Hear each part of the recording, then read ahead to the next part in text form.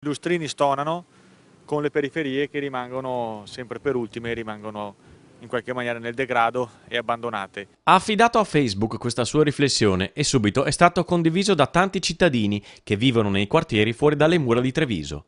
In tanti lamentano che troppo si è speso per il centro e poco per le periferie. E a supporto di questa polemica ci sono le immagini, in questo caso di Santa Bona.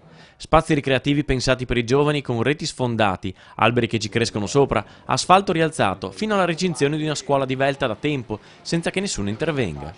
Io sono sempre dell'idea che prima di procedere con il bello si debba procedere a fare l'utile e il necessario, poi se ne avanza si cerca anche di fare il bello.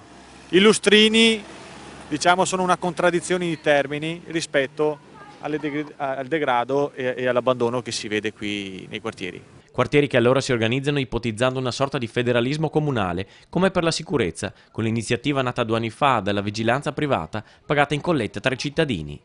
Una iniziativa che è stata replicata in altre città non solo del Veneto, ma di tutta Italia, e che ora una legge permetterà di scaricare totalmente dalle tasse. Questa è una novità che è stata introdotta nella finanziaria del 2016 a dicembre col decreto milleproroghe.